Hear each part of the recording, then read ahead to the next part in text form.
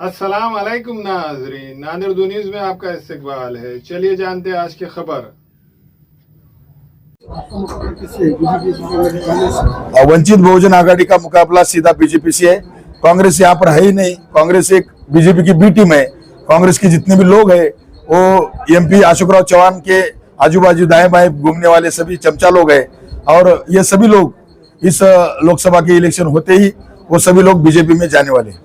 Sir, अभी आपने कांग्रेस के उम्मीदवार को डमी कैंडिडेट कहा है। हाँ, इस पर आपकी क्या?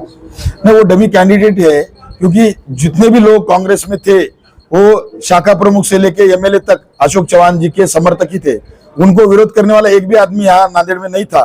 तो जो अशोक चौहान जी उधर बीजेपी में चले गए तो ये लोग भी उनके साथ जाने वाले थे, लेकिन अशोकराव चौहान जी ने उनको रोका है, क्योंकि अगर ये सब लोग चले आएंगे तो पूरा यहाँ का जो हमारा संविधानवादी समाज है, बहुजन समाज है, मुस्लिम समाज है, जो भाजपा को विरोध करता है, वो सब वंचित बहुजन आघाड़ी की तरफ चला ना जाए, इसलिए उनको रोक के रखा है। और वंचित बहुजन आघाड़ी का जो लीड है वो काटने के लिए कांग्रेस को डमी कैंडिडेट रखा गया। सर, उन्होंने इल्जाम लगाया है कि वंचित ने जो कैंडिडेट दिया है वो भी वोट विभाजन करने के लिए दिया है। नहीं, वंचित ने जो कैंडिडेट दिया है वो सबसे पहले भाजपा को खा जाएगा, क्योंकि भाजपा का जो वोट है वो ओबीसी पे था।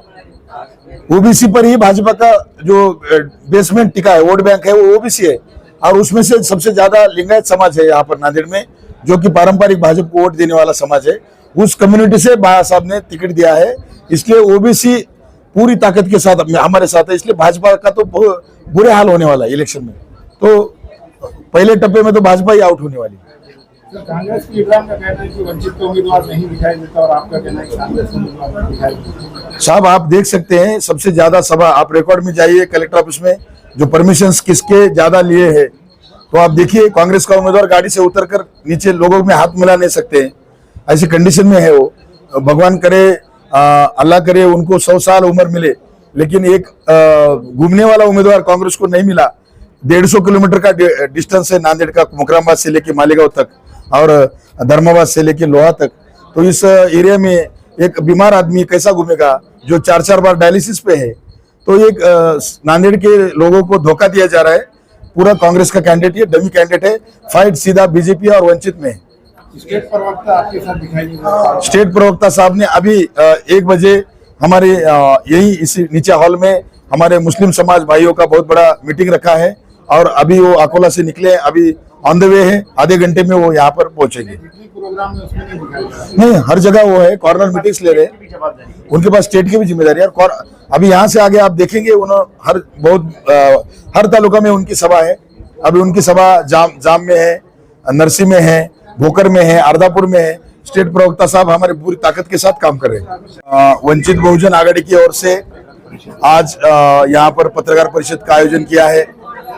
आने वाले 19 अप्रैल को नांदेड़ में नवीन मोंडा मैदान पे दोपहर को 12 बजे वंचित बहुजन आघाड़ी के राष्ट्रीय अध्यक्ष श्रद्धेय श्री बाबा साहब अम्बेडकर जी यहाँ पर सभा लेने के लिए, विचार प्रकट करने के लिए आने वाले हैं।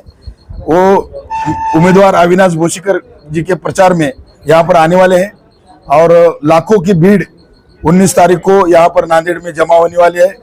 वंचित बहुजन आघाड़ी के उम्मीदवार के विजय के प्रचार, यहाँ पर जो सभा होने वाली है वो विजयी सभा बोल के हम उसको संबोधित करने वाले हैं। तो इस माध्यम से मैं आपके माध्यम से सभी नांदेड़ वासियों का आह्वान करता हूँ कि दोपहर 12 बजे 19 तारीख को श्रद्धेय श्री बाबा साहब अम्बेडकर जी के विचार सुनने के लिए आप नए मोंडा मैदान में आप सब लोग आइए। इस डिजाइनर शोरूम में शादी ब्याह और ईद और दीगर त्योहारों के लिए नत नए डिजाइन के Karachi suit, poplin, bridal suit, लांचा, frock, gown, gharara suits, shirt shalwar, दुल्हन के सूट के अलावा दीगर फंक्शन के लिए बेहतरीन डिजाइन के सूट मुनासिब कीमतों में दस्तयाब है। Barkat complex road, Baba petrol pump के करीब, queens designer suit and emporium Nanded. अस्सलाम वालेकुम, मैं इमरान खान। हमें उम्मीद है कि आपको हमारा चैनल अच्छा लगता होगा। लेटेस्ट न्यूज़ के लिए देखते रहिए नांदेड़ उर्दू न्यूज़, और न्यूज़ के पसंद आने पर लाइक, शेयर और सब्सक्राइब करना ना भूलें।